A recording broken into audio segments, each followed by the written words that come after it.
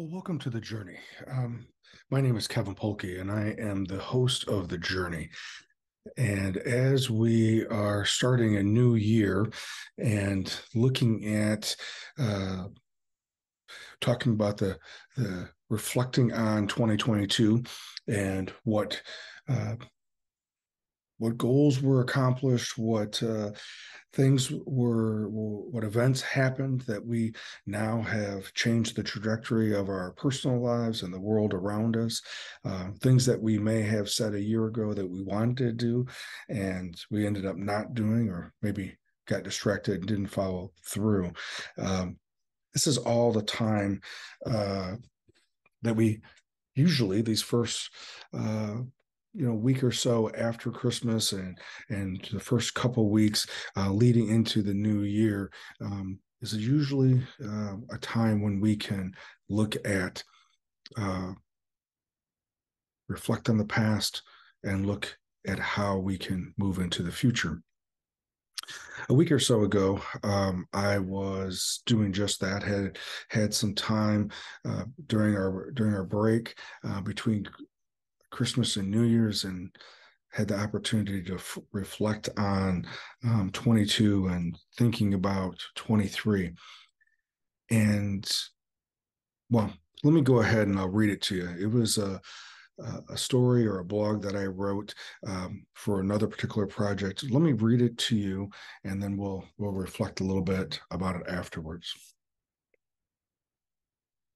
I called this blog "Perception of Time." Time. Oprah believes the greatest gift you can give yourself is time. Everyone has the same amount of time each day and throughout the year.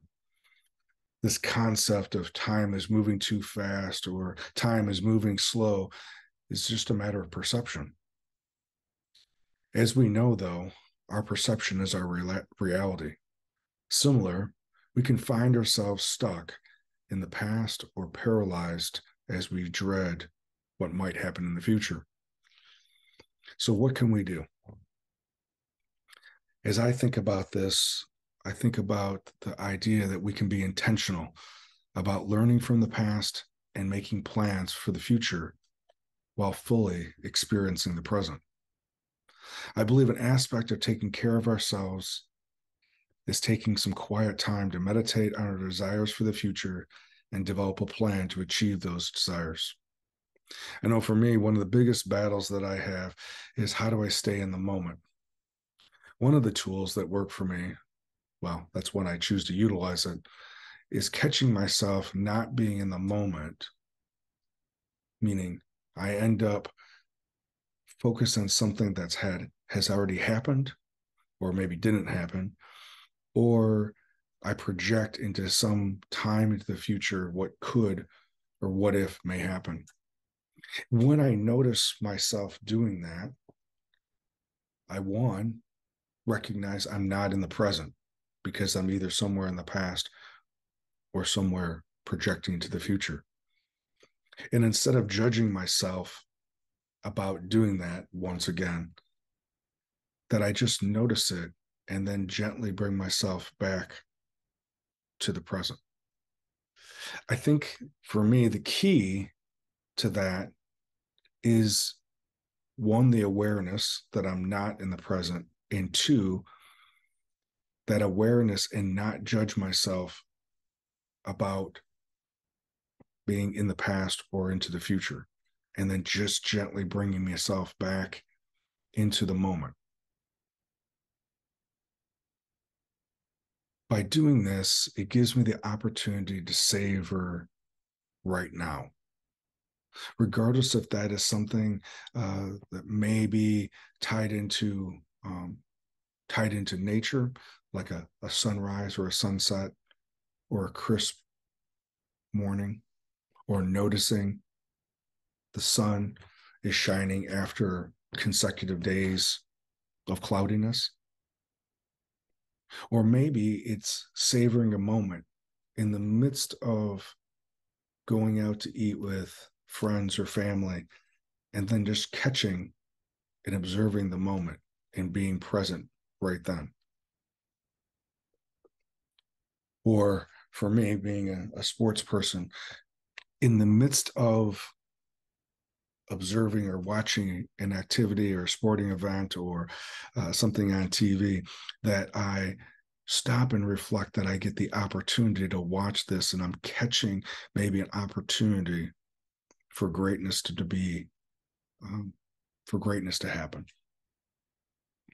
and not focus on, well, that somehow some things are going to be different if an outcome is one way or another. But this idea of being able to stop myself, to be in the moment, to savor the moment, is my chance to make a memory. And for that moment, time almost can stand still.